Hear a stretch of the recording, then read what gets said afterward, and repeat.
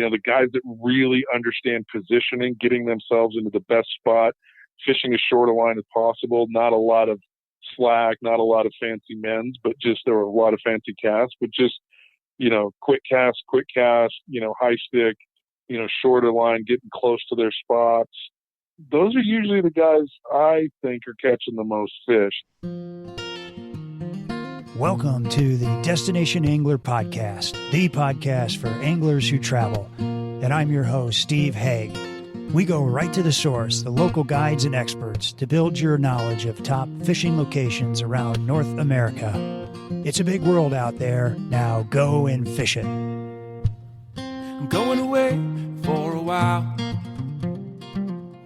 but I'll be back soon. Whoa, whoa. Hey listeners, thanks for tuning in to another episode of the Destination Angler Podcast, brought to you by JP Ross Fly Rods, makers of happiness, one rod at a time. Get outside and simply fish. Coming up on the Destination Angler, we have the world-famous Beaverkill River, considered to be the birthplace of American dry fly fishing, with local legend Joe Rist, owner of Trout Town Flies, Roscoe, New York. Other upcoming shows include the South Platte River in Colorado and the Arkansas River, also in Colorado. The Arkansas is a gold medal river and has consistently garnered the top spot as the favorite fishery by Colorado anglers. Later on, I'll be doing a show on my 8-day fishing spree through central Pennsylvania, where I had a chance to catch up with a few guests from past episodes, including Jonas Price with the Feathered Hook and Neil Sunday with TCO Fly Shops. Be sure to backcast to catch the episode on the Cumberland River in Kentucky with Hagen Wan, Cumberland Trout Fitters. Let me tell you, this is the best tailwater system you've never heard of. You won't want to miss these episodes. Hey, and before we get started on the Rio Grande River, we have a listener profile to share with you. All right, so from time to time, we like to bring a listener on the show to learn about their life and the local fishing in their area. And today, we have Don Rollins from Indianapolis, my hometown. In fact, Don works at my local fly shop, Indianapolis Fly Masters. So, Don, welcome to the show. Thank you, sir. Appreciate it. It's good to talk with you again. Heck yeah. So, Don, you and I just met a couple of weeks ago when I was in the shop buying some new wading boots, and you recognized my voice, I think.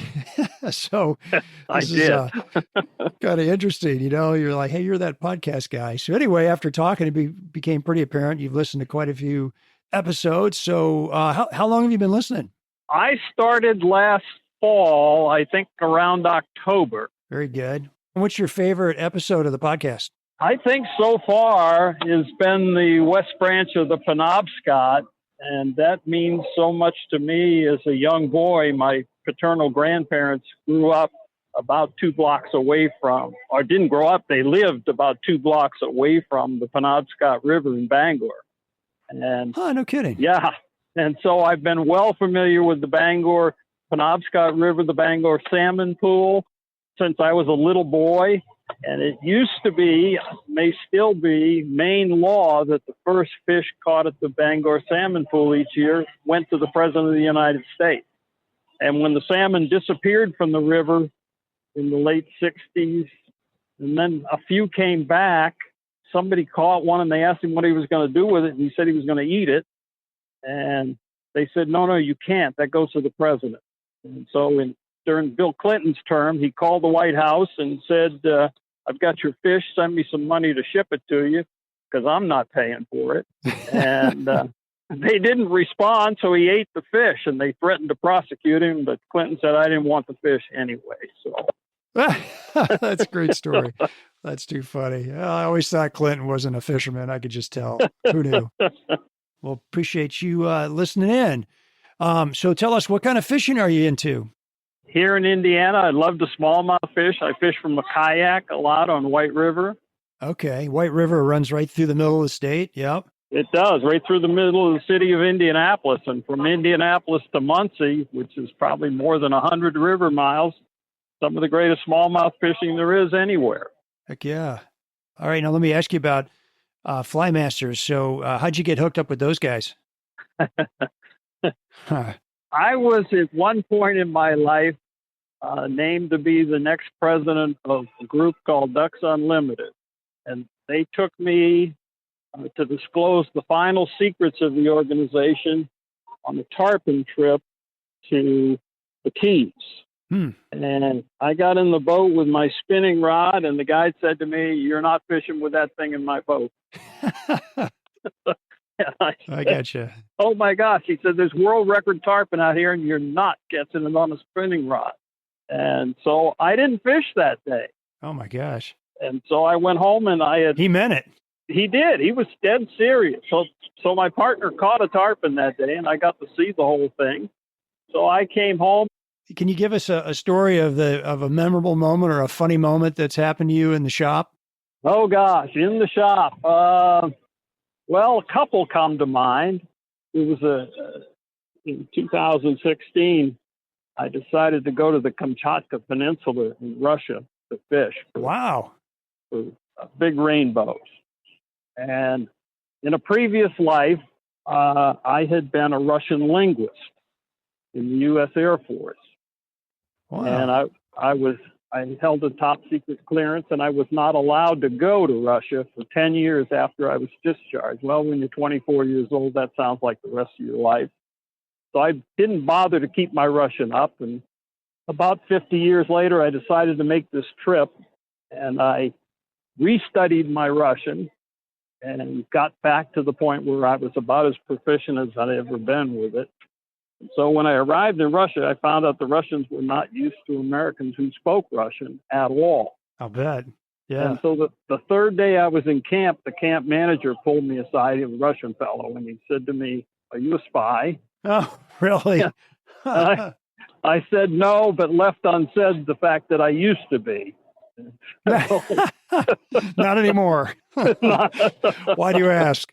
Oh, that's great. Yeah. And then what happened after that? Well, we just went on to drink a lot of vodka. I was told before I left that you never refuse a Russian's offer of vodka. And okay. I remember that. I tried hard not to. Okay. It was the single greatest trip I've ever taken. The lodge wasn't so much, but the fishing was spectacular.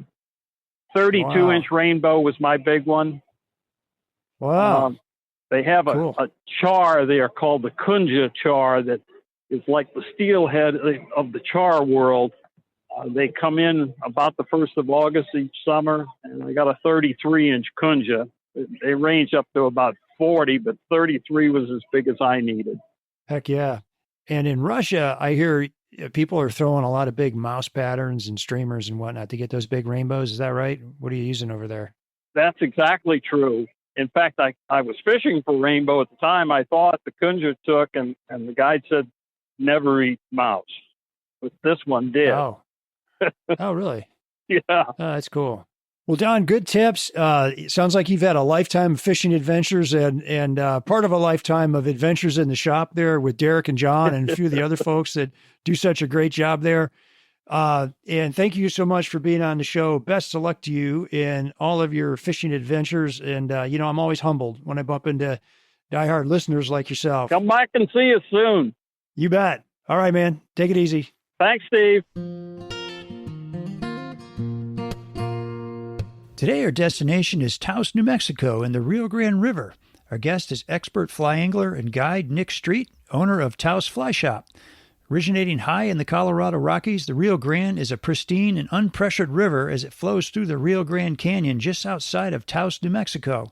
A great numbers fishery, the Rio Grande is designated one of America's wild and scenic rivers where 50 to 100 fish days are possible. The gorge is rugged and rocky with steep terrain, ideal for fit anglers looking for a challenge. Nick got into the family business at an early age, guiding before he can even drive, and by the age of 17, he was a member of the U.S. fly fishing team that took second place in the World Championships in Wales, of all places. After college, Nick fished and guided in faraway destinations such as the Bahamas, Argentina, and Alaska. But as they say, your home is where your heart is, and in 2004, Nick, along with his wife Chrissy, returned to Taos and reopened the Taos Fly Shop, originally started by his dad back in the early 1980s. In addition to running his fly shops in Taos and Santa Fe, Nick spends his time guiding and instructing and taking people to far-off destinations such as Cuba and Argentina. Nick also enjoys photography, and his work has been featured in publications such as Southwest Fly Fishing Magazine and New Mexico Magazine. You definitely want to check out his pictures on the Destination Angler Facebook and Instagram pages. Nick's highly involved in conservation groups such as Trout Unlimited and the Wildlife Federation, and has been the driving force behind the Red River Habitat Improvement Project. So strap on your hiking boots if you love solitude, incredible scenery, and a physical challenge, because we're going deep into the Rio Grande Gorge. And be sure to listen to the very end, because Nick shares some great advice on what he calls fishing deliberately to improve catch rates. Hey, so welcome to the show, Nick. Hey, thanks for having me. Yeah, you bet. So super excited to talk about the Rio Grande Gorge. I was out here a couple of years ago, and it just looked like a beautiful stream. So, but let's start with what you did today. I heard your phone got a little wet today, helping a client get a big fish in. Can you tell us about that? Yeah, for sure. That was a fun day. I took a fellow named Shane, Dr. Mills from Texas. I've been fishing with Shane for a long time, 20 years or so, and great friend and client. And we went up to the Taos River, about an hour and a half north of Taos, and got there, and fish were on the surface right off the bat. They were eating, I don't know what, they were eating all kinds of bugs, stoneflies, green drakes, all kinds of stuff hatching. And so anyway, pretty much right off the bat, in this side channel that was moving pretty swiftly, he cast across this current where we'd seen a couple fish rising, and hooked up a pretty nice, fat, probably 18, 19 inch brown on a big stonefly dry, and fought it for a while, kind of in this tight channel, but we knew, if he bailed downstream, we were kind of in trouble. And of course that's what he did. And so we, we're chasing this fish downstream, right? And it's like, you can picture this tight, side channel. It's probably 30 feet wide, and the banks are real steep, and the river's too deep to get in. And so we're running down the bank, and after about 30 yards, we hit like where this big tree is right up against the bank, to where you can't go around it because you've got the fish, the line is out. So sure. So I say, Shane, hand me the rod. And so he hands me the rod, and I stay on one side of the tree, and he runs around the tree. And we've done this enough times, we're pretty good at it. He runs around the tree, and I hand him the rod, and then we keep running. We had to do that once or twice, and he fell into a big pile of stinging nettles, and his hand was burning. And oh no, the fish runs into ran into a log jam, and so I jumped into a spot where I could get in. It was about waist deep. Well, it was actually more than that, and was able to net the fish. And oh, you were, but your phone was in your pocket. Yeah, I got the fish in the net. Yeah, and I'm out there, and we're like high five, and everything's awesome. And it's like, oh, my phone's been in my pocket this whole time while I was out there. But these new phones, I guess they're pretty waterproof, so it still works. That's what they say, man. They say those new ones are waterproof. So yeah, that's a great story. I bet your client was happy after that one. Good way to start the day for sure. Oh man. Yeah. All right. So going back to when you were a kid, I read in your bio that you were in the world championships in Wales. Tell me about that. Yeah, that was an amazing experience. I was 17, and it was the first time that the United States had a junior, youth fly fishing team. And there was a guy named Dwayne Hayda, who's a fantastic guy and a guide in Arkansas on the White River. And he was the coach of the team, and he basically put together a group of kids from all around the country, that would go on to kind of represent us, the country, in Wales for the annual fly fishing championships, and this all just sounded so amazing to a kid from New Mexico, 17 years old, like to fly fish, right? And it was. I mean, it was amazing. It really was. It was special. That's cool.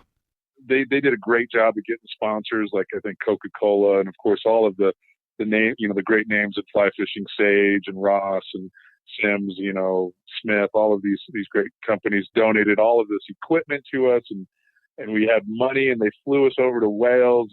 It was another guy named Davey Watton, who's guide now on the Arkansas as well, was our Welsh coach, and I got to go and train with Dave Whitlock for a day. And really? Yeah, it was everything you could just ask for, being a 17-year-old kid who liked to fly fish, and met a lot of great, fly fishermen my age, which was rare, right? And so it was really neat to have peers that were into the same thing I was into, and I still have, a couple lifelong friends from that team to this day that I still fish with. So yeah, it was a great experience. It really was. Yeah, that's cool.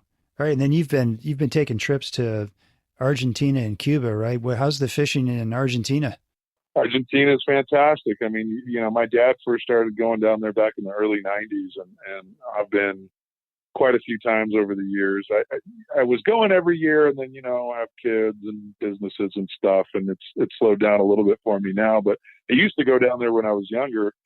A good buddy of mine, a guy named Justin Spence, who owns one of the owners of Big Sky Anglers up in West Yellowstone, and we'd go down and we'd spend a couple months. We'd rent an apartment and find a car and just drive around and fish and we did some guiding and some hosting of trips and stuff too, my dad and I. And it's an amazing place. The people are incredible. They're wonderful people down there. It's the food, the steaks, the Malbec, the Quilmes beer, the dance clubs that open at 3 a.m., all this stuff. It's just a great place to go. It's definitely, a lot of the friends that I made down there over the years, that we worked with and guided with, now have a company called Patagonia Nomads, like guided fishing down there. And so we host trips with them where we basically get some clients and go down and they do the guide, and I get to kind of go along and just fish and have fun.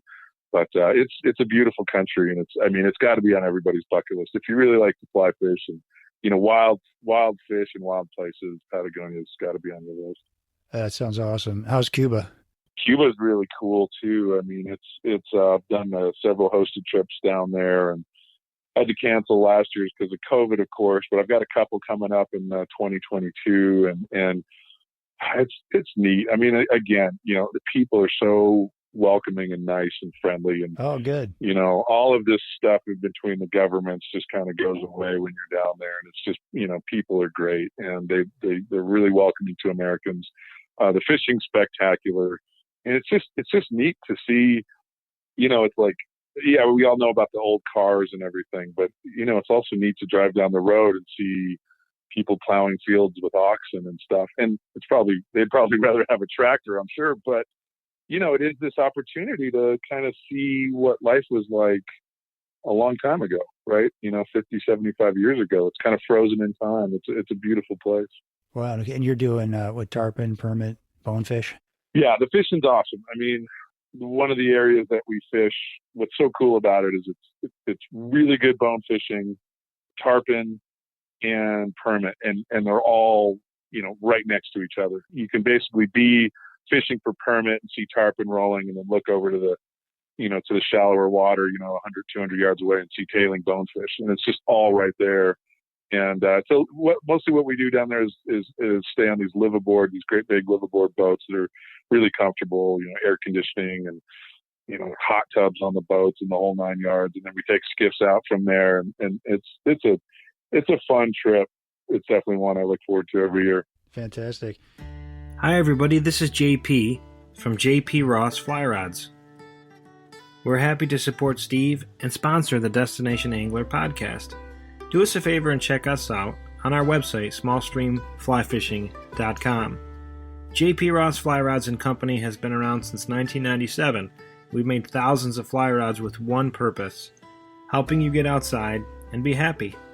So check out our line of small stream fly rods like our Muir 7-foot 5-piece 3-weight E-glass, our famous Beaver Meadow series of rods starting at 5-foot 2-weight, and don't forget our 6.5-foot 3-weight 4-piece, and now our new Beaver Meadow S-glass, 6.5, 2-weight, 3-weight, all the way up to 8-foot 5-weight, all in 4-piece. Check us out, please, at smallstreamflyfishing.com. And thanks a lot for listening. We'll see you on the water. Well, a little more close to home, you've got some incredible rivers down there in the Taos area. Tell us about give us the broad overview of the fishing opportunities in your area. Yeah, I mean, to kind of paint the picture, northern New Mexico is interesting because, of course, people think of New Mexico as being the desert, and it is dry. But we're at 7,000 feet right here in Taos, and of course, the Taos ski area is just 20 minutes from town. The base area of the ski area is 9,000 feet, and Wheeler Peak right there next to the ski area goes all the way up to over 13,000 feet. So, oh wow, yeah, I mean, within maybe an hour's drive of Taos, we've got everything from that high alpine environment to kind of the Georgia O'Keeffe, red sandstone cliff type of country down by Abiquiu and Chama and everything. So it's fascinating that way. We don't have, the sheer volume of water and streams that places like Montana and Colorado have. And so there's a little bit of driving in between the major river systems, but, the Rio Grande, of course, is the main river that runs right through the Taos Valley. And it's got several tributaries like the Costilla, the Red River, the Hondo, the Los Pinos, the Conejos. And all of those, most of those are smaller streams. The Conejos is actually a pretty good sized river. That's where I was today. And they run the gambit. I mean, from everything from high mountain streams, pocket water and dry fly, fishing to lower elevation rivers like the Chama, Big Browns, that kind of thing. I mean, we got a little bit of everything. It's an interesting place to fish. And what's neat about it is you can kind of follow the seasons, right? So when it gets real hot and some of that low elevation stuff isn't fishing, we can go up in elevation, vice versa when it gets cold. Sure. And are you doing mostly wade trips, or are you doing some floating like on the Rio Grande? I would say the majority of what we do is still wade fishing, but the float trips that we offer have become more and more popular. We do some day floats. There's 3 or 4 different sections we can float on the lower Rio Grande.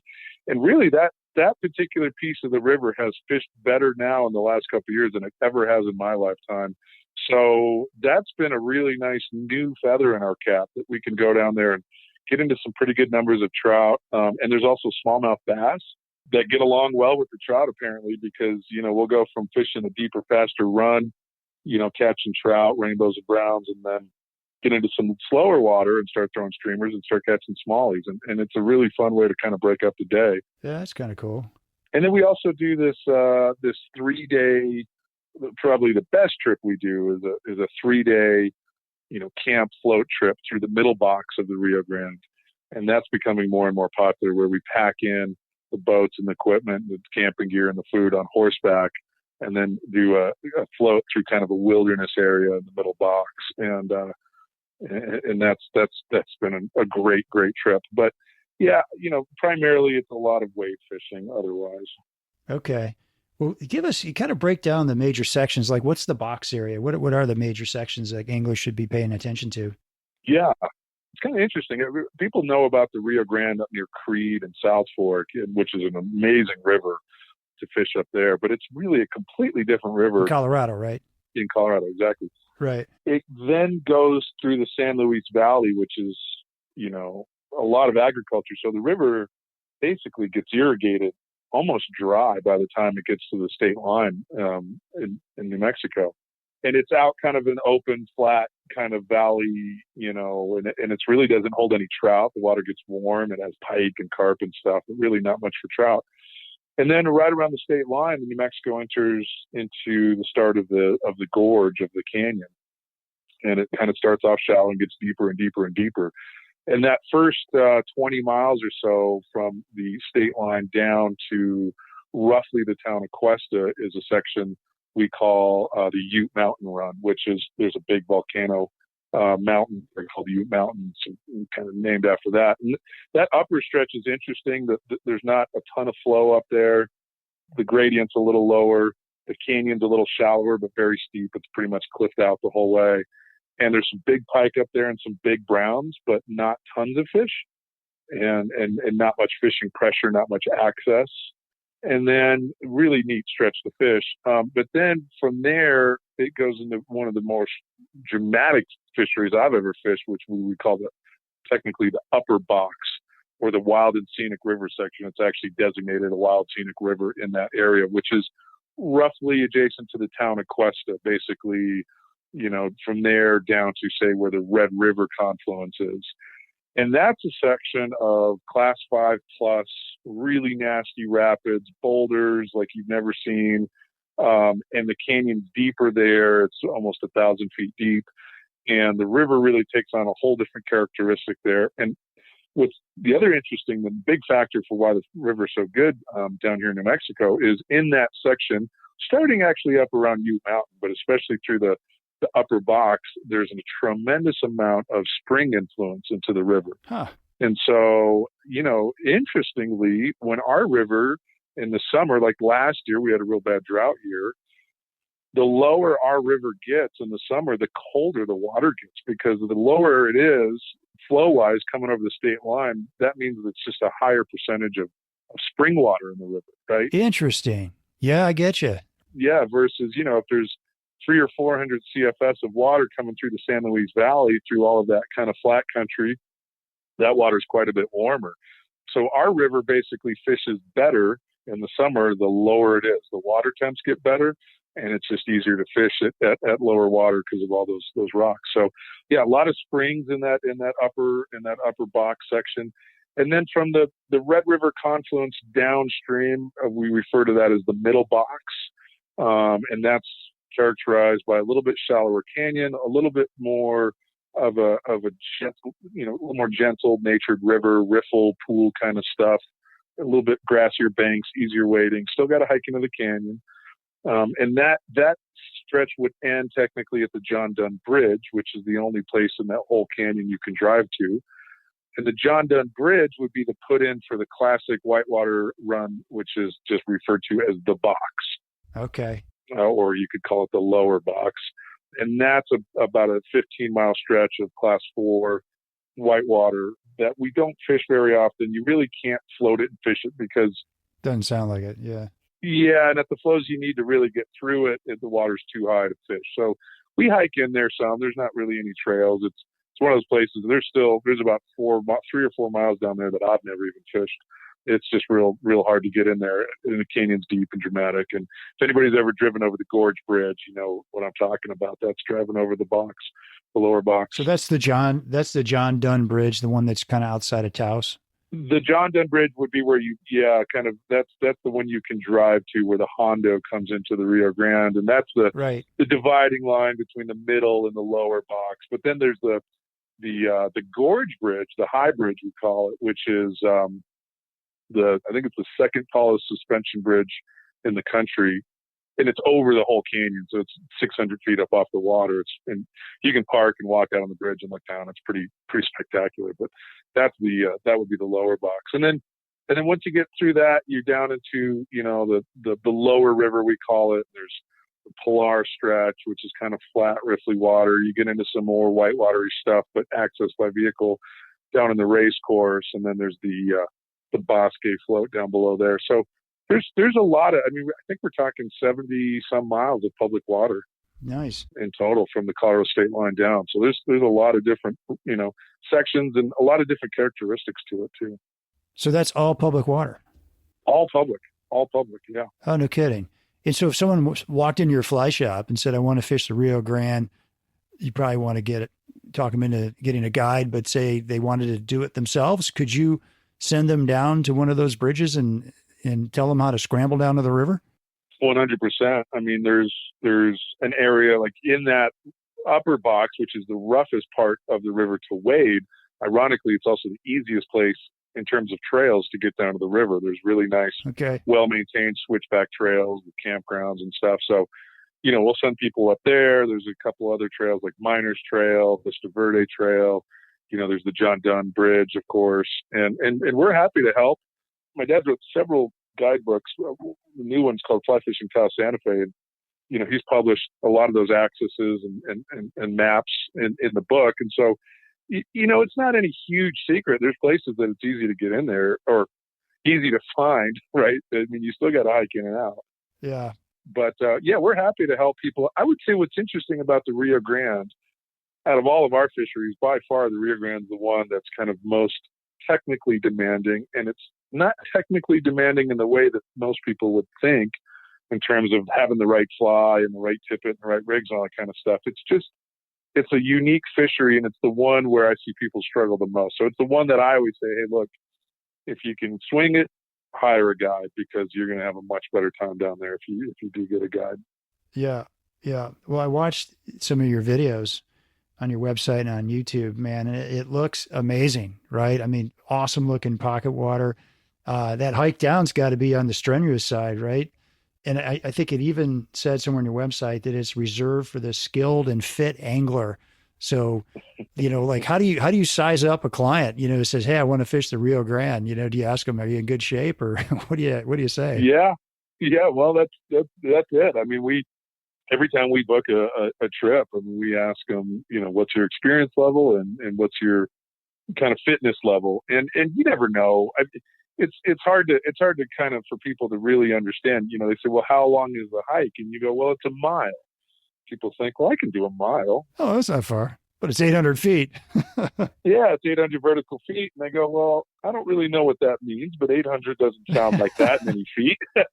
And then, they drive up from maybe, where they live at low elevation, and they get here, and yeah, it's a formidable hike, but everybody's different in that regards. We do have clients sometimes want to do the Rio Grande, and when they show up, maybe we kind of take a look at them and think that, maybe they're not completely up for it. Let's go to the Canejos.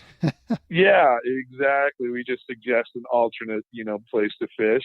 Okay. Because at the end of the day, we want everybody to have a good time. We don't want to kill anybody down there. And I will say that we have a lot of discretion when it comes to choosing a place. We talk about how many miles of river, different sections of river. I mean, certain trails are a lot harder than others, and we have quite a few to choose from. So we can actually do okay. If we have some people that maybe are kind of on the fence about their fitness level, we have some places that aren't too hard to get down to the river. Oh, that's good. So what kind of fishing are you doing when you get down there? Is it mostly, upstream pocket water fishing? Are you doing a lot of dry fly fishing? Talk about that a little bit. Yeah, it's a rocky, fast freestone river. And so it's really fished most effectively kind of short line, high stick, either dry dropper or nymph fishing. Guys or gals that like to Euro fish do well down there, because it is that kind of fast pocket water stuff. Depending on the flows and depending on the time of year, I mean, you could be throwing an indicator rig with double nymphs, or last time I fished down there a week ago, the weather was cool and cloudy, and we fished a single chubby Chernobyl all afternoon in shallow water and caught just fish after fish. So, oh, nice. I think like a lot of Western rivers, it can just depend a lot on the conditions and the time of year. But, it's a river that I've fished pretty much every kind of technique out there on and done well. I would say mostly on nymphs, but we do have a couple events every year, like the caddis hatch in the spring, the blue-winged olive hatch before that, Baetis hatch in the fall, where you can have some really good dry fly fishing. It's harder to hit those times right on the nose, but it can happen. But yeah, primarily, dry dropper, or nymph rigs is how you're going to do best. Streamer fishing can be productive at times. I would say that in general, it's not a great streamer river, but it can work. Hey, why streamer fish when you can do all that other stuff? Right? Well, yeah, and hey, look, to each their own. Some people love to streamer fish, and yeah, I know some folks that go down there and throw meat at those fish and get into some pretty good ones. But because it's so fast and rocky, you got to be the kind of streamer fisherman that can really kind of get in there and make it happen and move around a lot. The wading can be difficult. You need the right lines and the right setup and everything. And it's the kind of river where streamer fishing, there's a lot of fish in there. So it's super exciting because especially when the water's clear, you'll move a ton of fish. I mean, there's times where it's like every other cast, you got a fish following your streamer. Ah, cool. They just have like a problem with commitment down there, and they don't seem to quite latch on the way you would like to see them do, like they do in other rivers. So. We'll talk more about what are the streamer fishing doing well that allows them to do well. Well, if you think about like streamer fishing in a big river, across a big riffle or pool or something, cast out, let the line sink or whatever, strip, or maybe you're doing it out of a boat. The Rio Grande, it's just real fast pocket boulder water. So you really have to kind of be able to read the currents and get a drift across what could be 4 or 5 different pockets and seams and different speeds of currents. And so, and it could be a lot of short line fishing. I mean, it's a lot of kind of quick cast and like jigging with the rod tip kind of thing. Oh, okay. Sure. Not all stripping then, huh? Sometimes you're jigging. Yeah, you got to like really mix it up and do all of the above. And then reading the water, knowing that you're not going to get this big, long swing and this big, long drift on your streamer, but knowing like, okay, there's probably a fish sitting right there down deep in front of that boulder. So I'm going to cast up here and stack mend and then pull the swing tight and strip, and then jig. And, you just got to be creative with it. It's not a kind of cast and strip and just not think kind of streamer fishing. You got to be moving around and really mixing it up. Yeah. Yeah. Is there a better time of year to fish, the canyon of the Rio Grande? Well, the most consistent fishing is always going to be the fall. I mean, right now I'm supposed to be, I got a good client in town who I'm supposed to be floating the river with tomorrow. And we had some rain on the upper Red River a couple of days ago, which made it muddy. And now there's that muddy water working its way down the river, and we may have to can the float trip. So the summertime in New Mexico, we get our monsoon rains. And that can just basically mean periods of muddy water. I mean, we're talking high desert here. So when it rains hard and it tends to, run muddy. So that's a concern in the summer.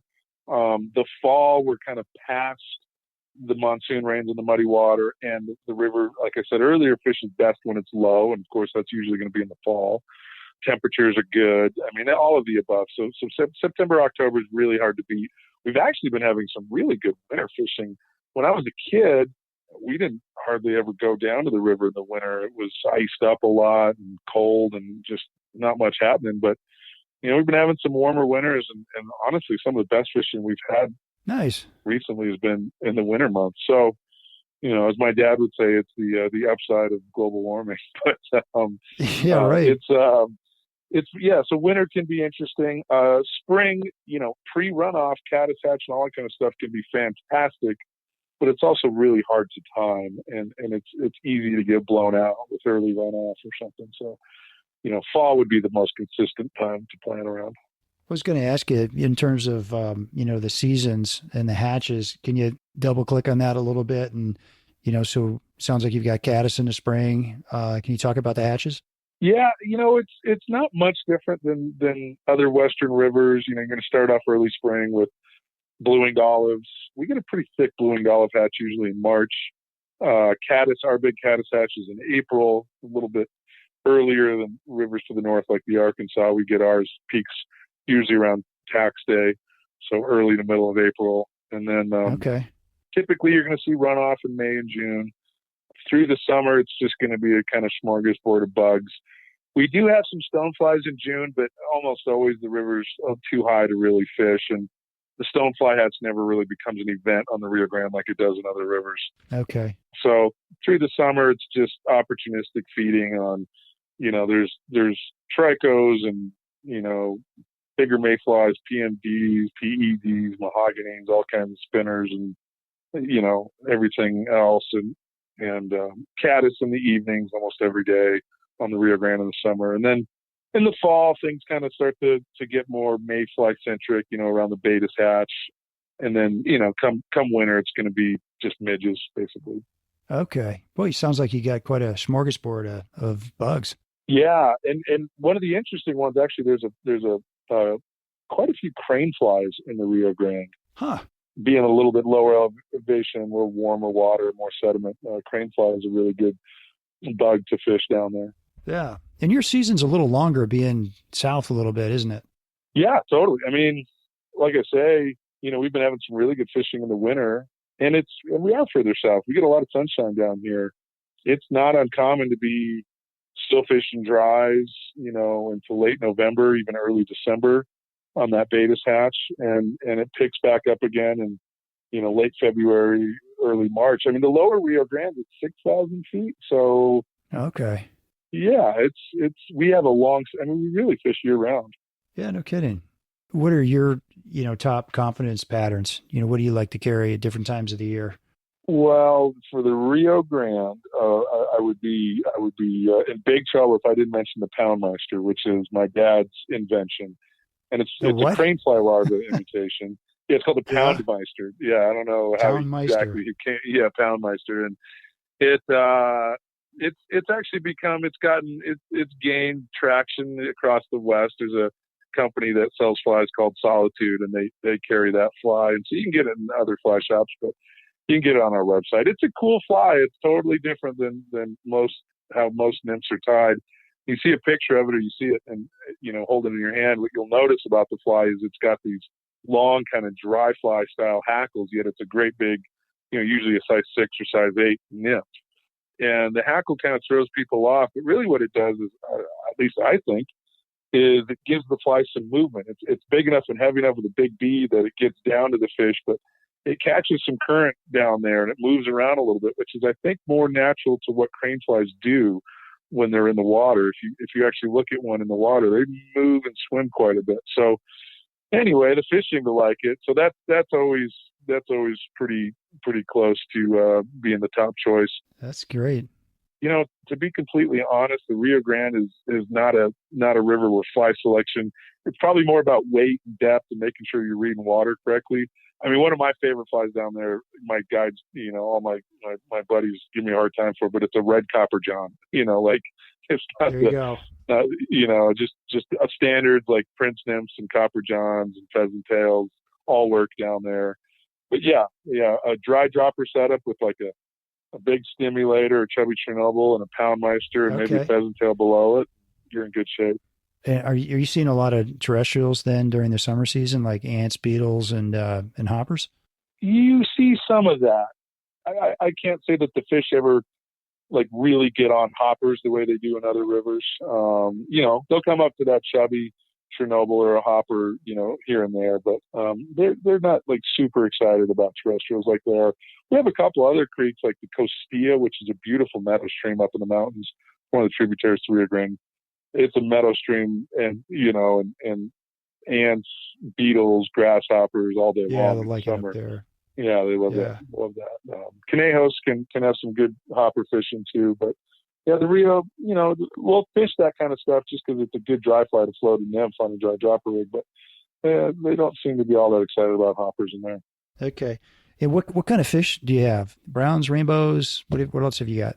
So browns and rainbows is going to be the majority of it. There are some northern pike and some smallmouth bass, but browns and rainbows, the browns will be what you catch the most of. They're very plentiful, and they are typically, 6 to maybe 14 inches. The other day we went down there, we caught a ton like that. We caught 1 or 2 that were like 18 inches. But mostly the browns, and then of course, there's always the once a year someone catches a great big brown kind of thing. Oh, fun. But a lot of browns in that medium size range. And then the really cool fish that we have in that river, we call them cut bows, and they're wild rainbows, and they still have some of the cutthroat genetics in them from when cutthroats were prevalent in the river, hybrid between the two. But the Rio Grande cut bows, they'll look mostly rainbow, and genetically, I'm sure they're probably 90% rainbow, but they still have a little orange slash under the gills. And they get this really cool purple iridescence on the side of them. And they are fat and big and strong. And in that fast, rocky water, they really are a force to be reckoned with. I mean, oh man, we kind of joke. It's like hooking them's one thing, landing them's I mean, if you can land half the fish that you hook into, especially say up in the Wild River stretch, you're doing pretty good. Those cut bows are really strong and really pretty. And I love cut bows. Yeah, they probably average 16, 17 inches, and you'll get some 19, 20, but they hold a lot of weight. Thick, healthy, big shoulders, big bellies, good fish. They're a lot of fun.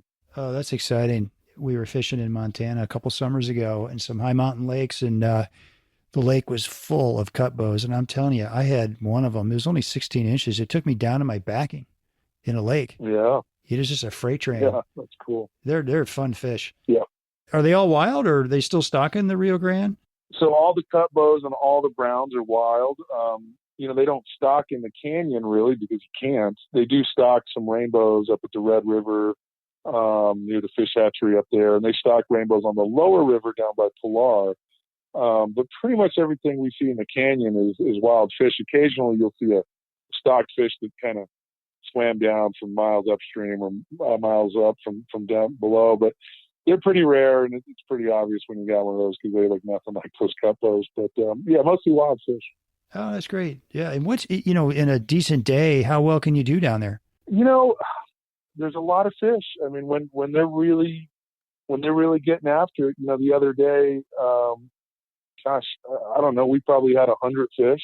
Wow. I know people throw that kind of number around like it's no big deal, but I mean, they were feeding from the moment we got there to the moment we left, and it was hard to make more than 3 or 4 casts without getting a take. And I don't know that we landed 100, but I'm talking stripes and LDRs and the whole thing. I mean, that's rare, man. Yeah, a lot of action. Now I've also had days where you work hard to catch 10, but I would say a typical day, I'm usually feeling like a client of mine, if the fishing's decent, should probably bring 20 or 25 fish to hand. Jeez. Obviously you're going to lose some and miss some. Yeah, it's good. They're not all going to be huge. A lot of those are going to be smaller to medium-sized browns. But if we can get, I usually hope in some of those stretches, I might hope to get 1 or 2 nice fish, 16 inches plus to the net. And then there's other stretches where we go primarily just for big fish, and we ignore the little guys. And a good day there might be, 10, at least hooking up, 10 good, 16-inch plus kind of fish.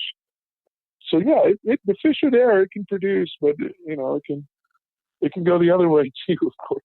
Oh, absolutely, yeah. But I mean, this is really, when you and I were talking before the show, this is what got me really excited about the Rio Grande. Is it's remote, it's lightly fished, it's kind of wildernessy, and it's a big number stream, right? 100 fish days. I mean, that's incredible. Yeah, it can be like that, and I think there'll probably be people listening to this. I go, I'll fish the Rio Grande. This guy's full of it. And, well, not with you, it's a right? river.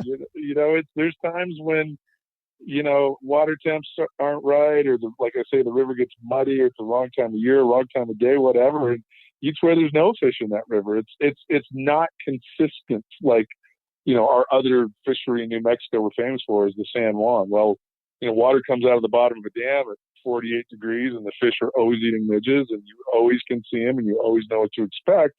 Rio Grande's the opposite of that. It's not consistent, and there's days where you just can't believe how many fish there are in the river, and days where you don't think there's any fish in the river. So yeah, that's fishing, I guess. And to me, that's one of the things that makes that river so appealing.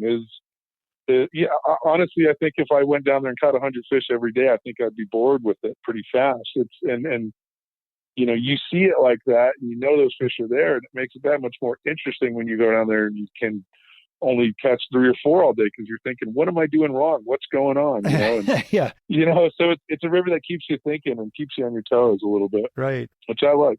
And so can you guys, based on what's going on weather-wise and reports that you've been getting, can you kind of from the shop decide, we should hit the canyon today, or maybe we should skip it?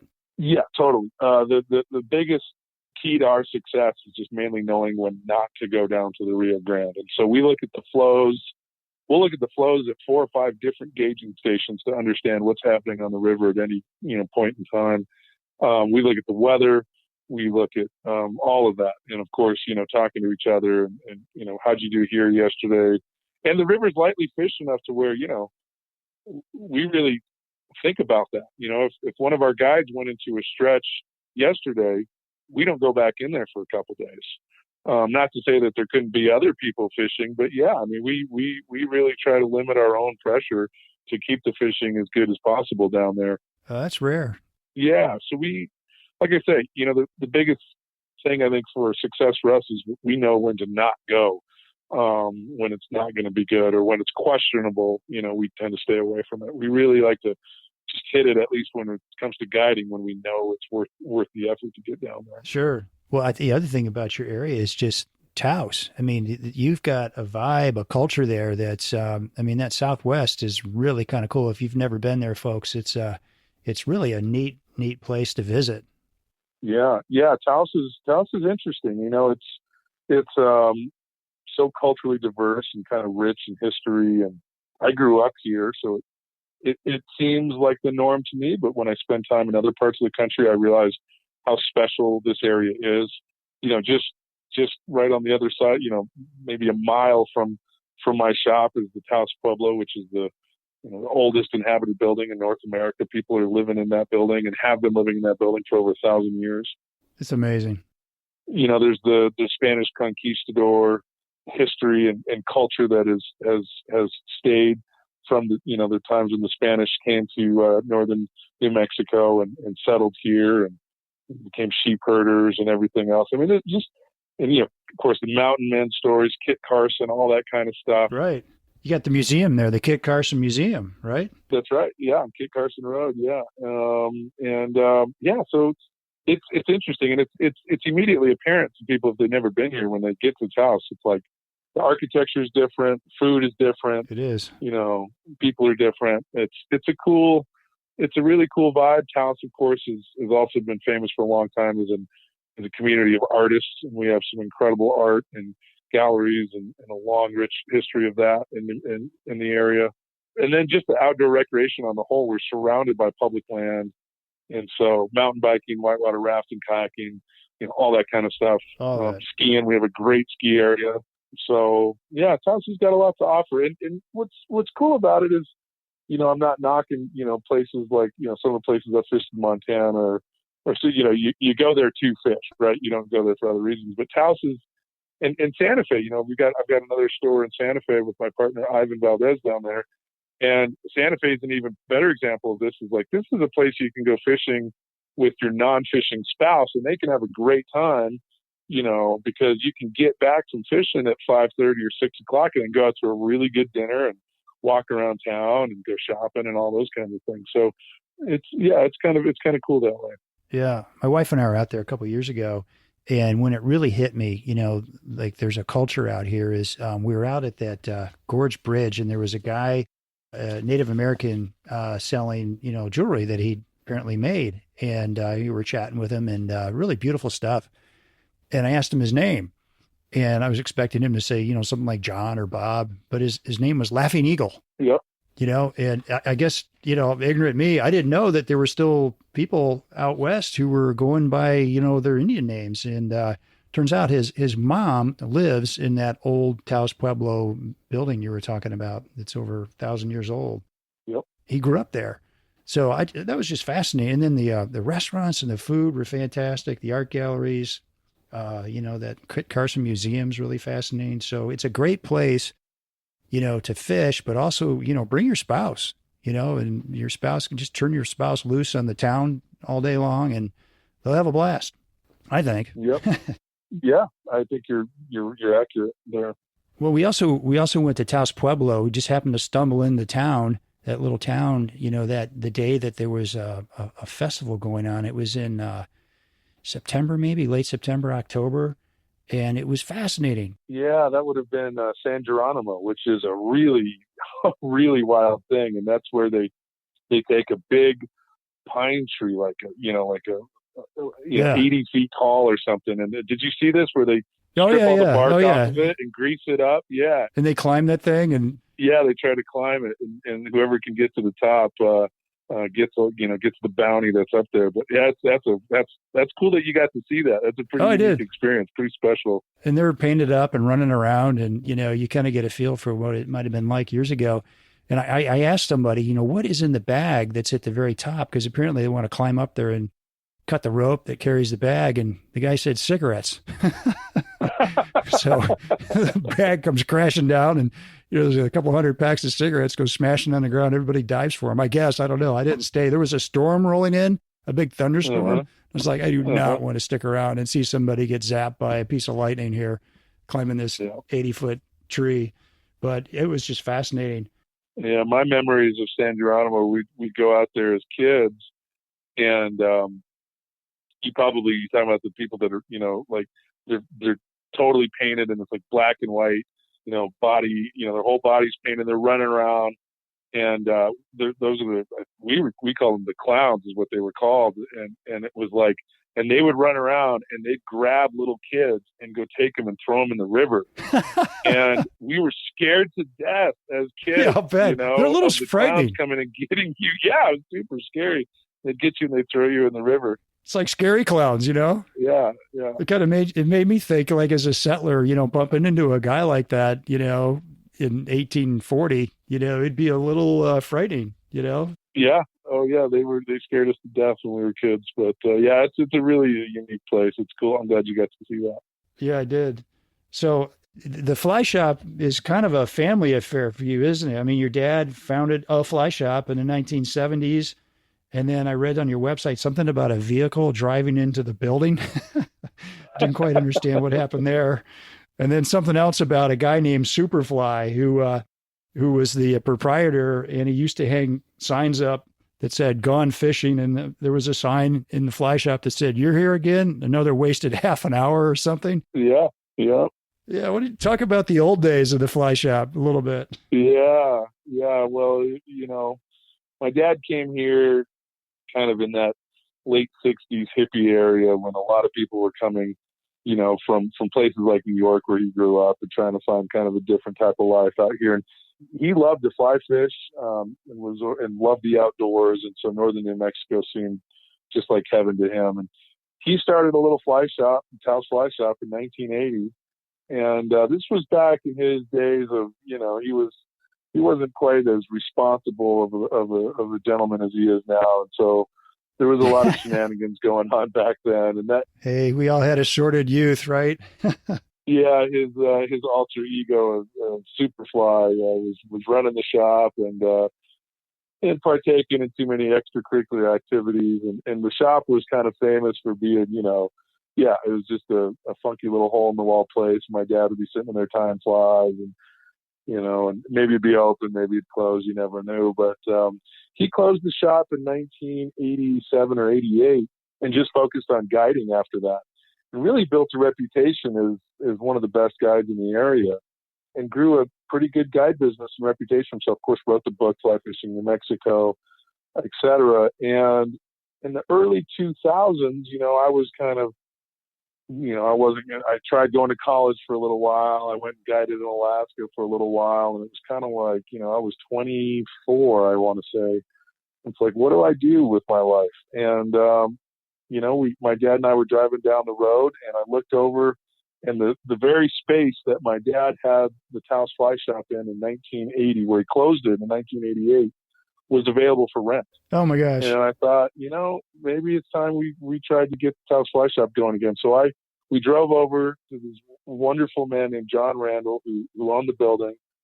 And John said, I would love to have a fishing store back in my building. I'll charge you the same rent I charged you in the 80s, And so he charged $400 a month, and I had $2,000 to my name, which I used to open the business, and then I borrowed $1,000 from my dad and $1,000 from my mom, and I tied a bunch of flies, and we put my dad had the old sign in the storage unit the whole time. We put it up, and I mean the one that said "You are here again." Yeah, well, not that one. The one that said not that one. Okay, you're gonna be a little more hospitable, huh? Yeah. There's some areas where maybe I shine a little bit better in the retail environment than my dad did. I got you. But the funny thing was we opened the door, and we were open, and this guy walks in the shop, and he goes, "I haven't been to Taos in 20 years. I'm glad to see you guys are still here."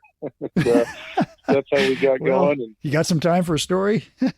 Yeah, exactly. And we've just grown it from there. And, now it's a pretty good sized store with about everything you could ever want. We're about 3,000 square feet. And it's a great fly. Yeah, it's a great fly shop. I've got some really good folks that work for me in there, and couldn't be happier about it.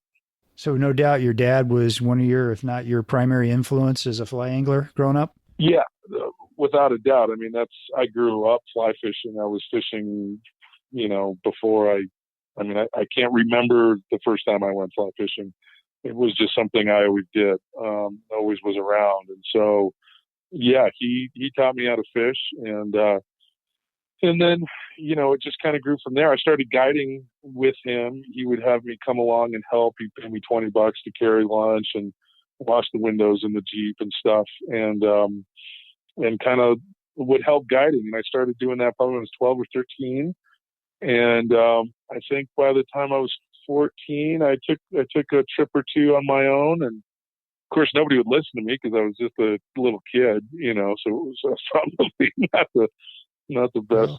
But the people, I will say, I had some great guide trips back then, and at that age, you got a lot of energy and you're enthusiastic, and it was a lot of fun. And it was a great way to learn, to learn how to guide, kind of shadowing somebody, Sure. and really getting a picture of it. My dad's work ethic was so tremendous, learning, he really took the job, still does, very serious, and he's retired now, but it was never, my dad made a living in fly fishing basically his entire life. He didn't have anything else going on. There was no side job. There was no trust fund, or, fly fishing was it. So he really had to take it seriously.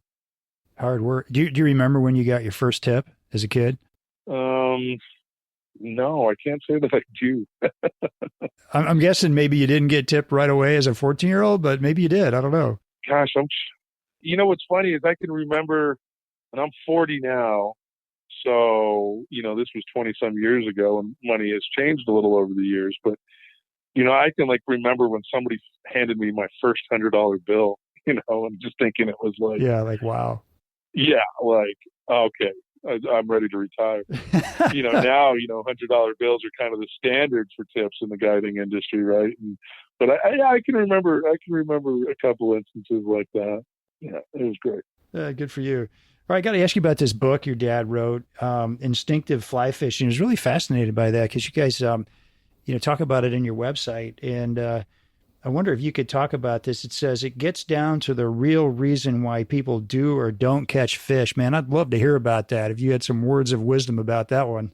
Well, I can just tell you the approach that he took to writing it was, I think, unique. Again, being somebody who was, fly fishing was his bread and butter. Now he paid the bills. I mean, it wasn't a lot of time to kind of philosophize, dream about what the fish sees of this or that insect cycle hatch. What he noticed was, well, the guy didn't catch the fish because he spooked it or because he set the hook the wrong way. And so he went out to write this book, and he guided with a tape recorder in his vest pocket. And every time he saw something that said, this is why he didn't catch this fish, or this is why we did catch a fish, he would take notes into his voice recorder all day long for several years.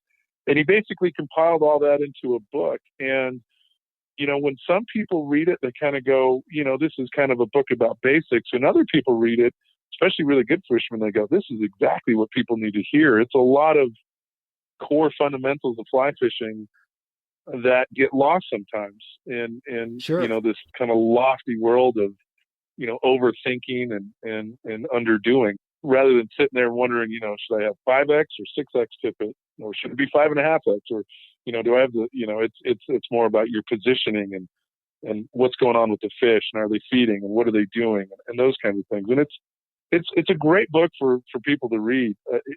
I think it's a voice and a perspective that is lost in the industry, in the world of fly fishing sometimes, but it's a valuable one. Yeah. Why is it called instinctive fly fishing? What's that mean? So, the whole premise of the book is kind of getting to a point of enlightenment in which, if you read the beginning of the book, it starts off talking about an osprey circling around, above a river, right? And, the osprey's up there, and all of a sudden he sees the fish and he gets it. And he's fishing by instinct, right? And, there's certain people, we probably all know someone who we watch them fly fish, and they're always just catching more fish, right? And there's something going on there that's more than just technical knowledge, right? And so fish whisperers. Yeah. Yeah. The idea of the book is to try to kind of, it's like the goal would be that you get to this place where you're not thinking, you're just fishing with your instincts, and you're making it happen that way. And so not that it, enlightenment is a hard place to get to, but we try to kind of teach those philosophies and techniques. We do a instinctive fly fishing school every spring. And that's been really well received, where we talk about a lot of things that my dad discusses in the book. Yeah, it sounds like a great one. What do you see, anglers, what mistakes are you seeing anglers making kind of over and over again that you're trying to, help them with? What are the common ones? Boy, I don't know if we have enough time. We got a couple minutes here. I would say if I had to pinpoint one thing, there's a million things people do wrong, and everybody's got their little. And a lot of times too, if you ask them, especially in advanced fishing, they say, "What do you do wrong?" And they'll kind of have a guilty look. Well, sometimes I'm lazy and I don't get close enough to the spot, or I don't get a good drift, or I don't change the rig when I know I should. I don't, if I'm too heavy, I don't lighten up. All those kinds of things. But I think the one thing that keeps people from catching more fish probably is identifying, takes, strikes, setting the hook properly, that kind of thing. I think that's the one thing where I've just noticed over the years as a guide, people say, "Oh, well, I just catch more fish when you're standing next to me." And because you're yelling at them, strike, hit. I'm yelling set. Yeah, right. I think any guide would agree, any trout guide would agree that the amount of times that they yell set or strike in a day in which their client had no idea they had a strike is like, and so if there's nobody yelling in your ear, that's just a fish that's not being caught. So I would say if there was one thing, that would probably be it. That's a biggie. Yeah. Do you think the Euro nymphing craze, I'll call it, is helping people, detect strikes with more consistency? Yeah, because it's a feel thing, and I definitely think Euro nymphing. That was how we kind of had to fish for that fly fishing championship in Wales I did when I was a kid. There was no indicators allowed, so we had to do the Euro nymphing, check nymphing style fishing, and that's how I was introduced to it. And it's not really for me. I like.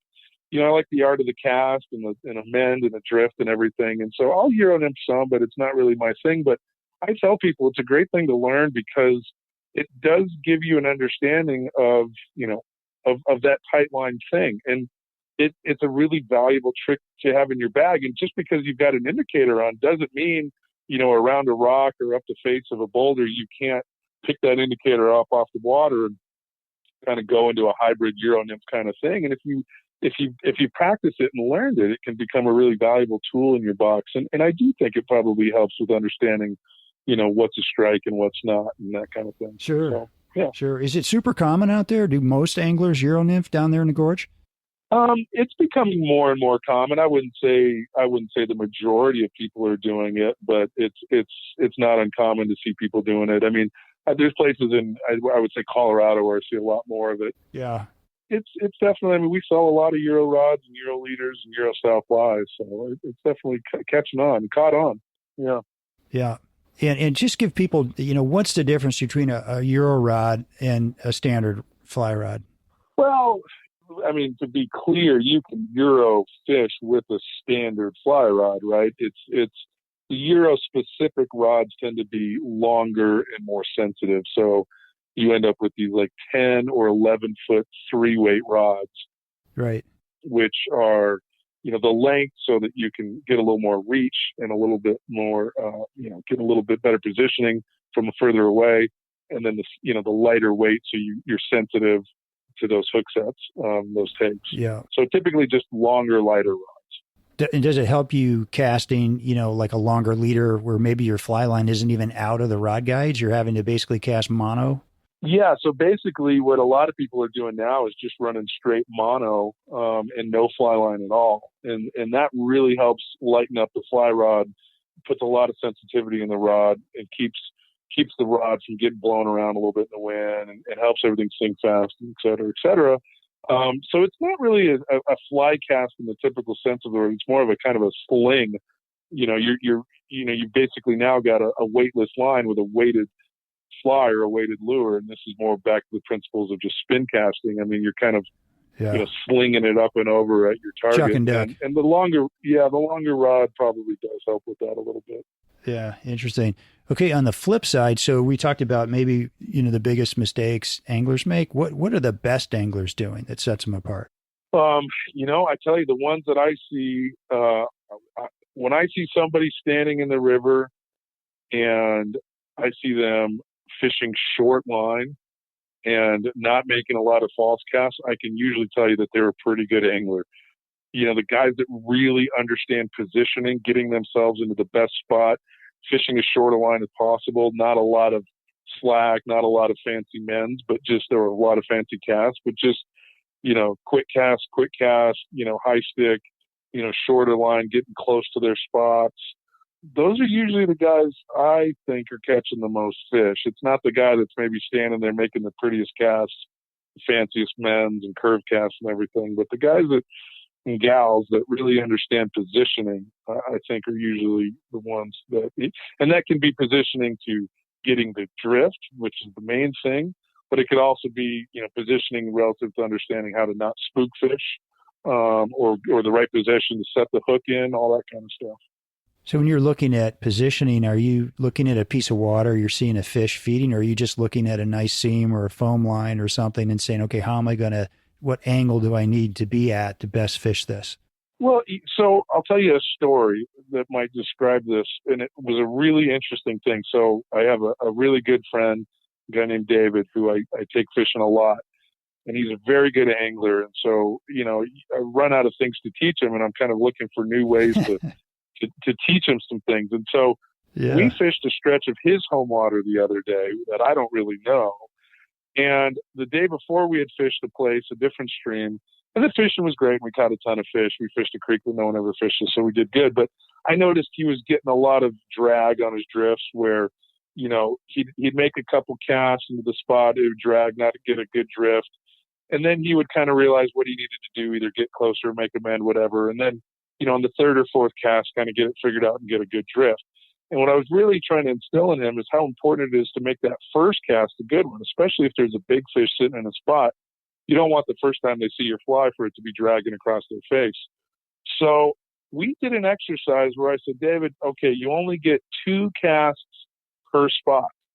I would only let him cast twice. And so he had to kind of go into this critical thinking mode of, before he even made the cast, let's make sure, he's standing in the right spot and he casts to the right place and he understands what the drift is going to be before he even starts, rather than, casting in there a bunch of times from different places and then finally figuring it out after you kind of thrash the water, right? So I told him only 2 casts per spot, and I watched him fish for the first hour doing that, and he didn't get drag on a single drift. And so it was an interesting exercise. It might be fun for everybody to try that. It's a great exercise. Yeah, just like really make fewer casts, count, and really, really fish deliberately instead of kind of spraying out your cast left and right and hoping something happens. Pinpoint, where do I think this fish is, and where do I need to be standing, and how do I need to be casting to make it all come together the first time, not the 10th time. So you're his coach, it sounds like. Yeah, well, that's my favorite part of the job. I love that part of the job. Yeah. Well, it's cool the way you adjusted to, a sort of a top flight angler. How can I help this guy? I'm in his water. I don't even know the water as well as he does. How can I help this guy? And it sounds like you came up with something brilliant. That's cool. Yeah, well, it was interesting because the day before I would, you kind of say, oh, you're getting some drag, try this, do this. And it was an interesting way to just kind of let him figure it out on his own by coming up with this game, and it worked. It really worked well. So it's definitely something I'm going to try to use some more. And again, in my own fishing, I realized this is, back to instinctive fly fishing. This is something that I kind of do almost instinctively. You kind of, without really thinking about it at this point. And that's a lot of guides, especially wade fishing guides. They, when they say, okay, stand here and cast there, it's not a guess. I mean, they know the spot. They have a vision of how that fly is going to drift and what's going to happen before the fly even hits the water. And so, yeah, it's good to be kind of deliberate with that stuff. I like that. Have a vision for what you're doing, right? Like, figure your problems out in advance, right? And like you said, fish deliberately. I love that. Great tips. So you guys down there with 9'5" weights for the most part, with what tippets are you using? Yeah, 9'5" weight rods. A longer rod is great in the Rio Grande because it is a lot of high sticking. So 9.5, 10-foot rods are fine. We'll go heavier leader and tippet than most people are commonly fishing in other parts of the country. 3X, 4X, 5X if the fish are getting picky or if the flies are getting small late in the season. But 3X and 4X primarily. Okay. Do you usually have a little stain in the water so you can get a little closer? Yeah. They can run very clear though. The fish just don't tend to be terribly leader shy. Again, they're not getting a lot of pressure. and we're able to fish bigger flies. So just by nature of the bigger fly, that heavier tippet, and yeah, there's typically a little bit of stain to the water. Last year it was so dry, the water was so low that it was crystal clear, and Oh, wow. and I would say we did have to be a little bit more careful, about where you stood and how close you got, and maybe a little bit lighter tippet, but still, I think even then, on the light end, 5X. Ah, that's cool. Good for you. Well, let me ask you one last question. You've made a life out of fly fishing. Like I said, this is sort of a family affair for you. I'm curious, what are you most proud of? Oh man. Well, aside from I have two awesome kids, I'm probably most proud of them. Oh, that's a good one. They, that's still, at the end of the day, that's definitely the thing that makes me happiest. But it's really fun. Like you say, it's a family business. My uncle also owns a fly shop up in Colorado. My uncle Jackson owns a mountain angler up there, and my cousin Evan's now starting to run it. So, it's a really great feeling to have kind of a family presence in the business and the industry. I've made a lot of great friends over the years. And, I think on the fly fishing side of things, the thing that I'm probably most proud of is I look at my guide staff and the guys that work for me in the fly shop, and a lot of them came to my dad originally, or to me later on, kind of getting started in the industry and in the job. And we have such an incredible staff of guides that work for us, both Taos Fly Shop and the Real Life. And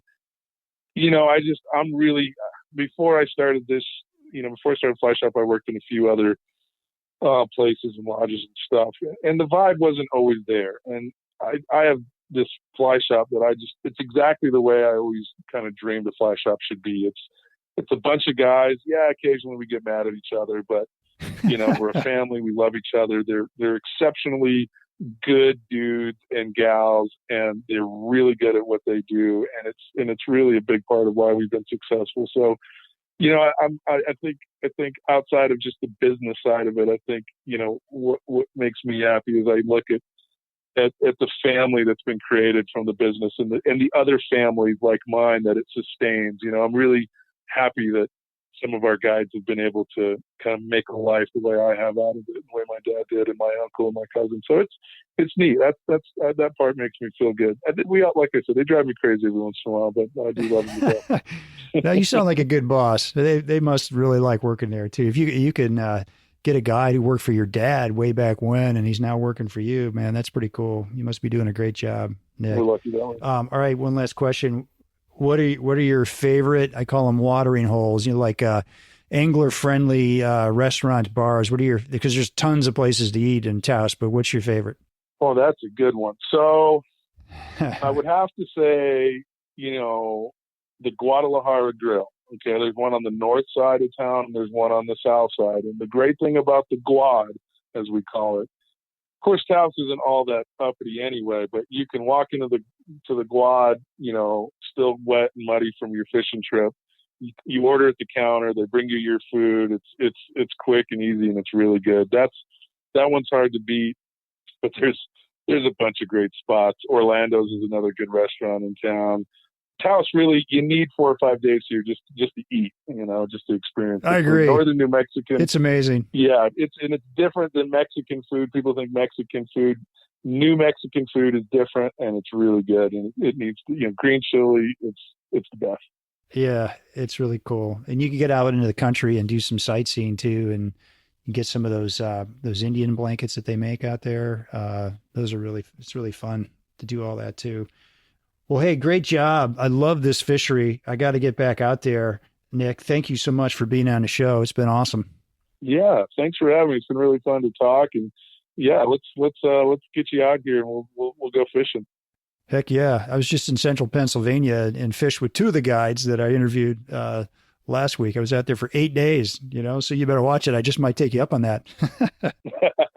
All right. Well, let's do it, man. Yeah, come on out. Yeah. Well, how can people get in touch with you and book a trip, or just talk? TaosFlyShop.com for the Taos store, or the Real Life, REEL, thereallife.com for the Santa Fe shop. Our phone number in Taos is 575-751-4666. 1312. And of course, you can find us on Facebook, Instagram, all that kind of stuff. Same with the Real Life. And I would encourage people, we're a very friendly shop. I mean, we're not going to be irritated by someone coming in or calling with, quote unquote, dumb fishing questions. We're happy to help. We like, we're still in a phase where we're not overrun with people yet. We like helping, people discover the area. So yeah, give us a call. All right. The old signs are down. The new sides are up. We want to help you, right? Yeah. Yeah. I don't know what happened to that sign, but yeah. It was, I love that. That's funny. You hear another half hour shot. That's nice. Yeah. Oh man. Yeah. Well, hey, listen, Nick, I wish you extraordinary success in everything that you're doing. And folks, thank you for listening. And Nick is a kind of a professional photographer, so I'm really looking forward to some of the pictures he's going to send me of the scenery, the fish, his flies, and everything. And we'll get those out on our Facebook and Instagram pages. If you haven't checked that out, please get out there and check that out. And always feel free to DM me or email me with any comments and suggestions at shaig50@gmail.com. Our music is by a Brothers Fountain, a really cool band out of Colorado. And I hope you enjoyed the show, and we will see you again soon. Well, I'll go from the land to the shining sea. But I know there's more to life than what the eye can see.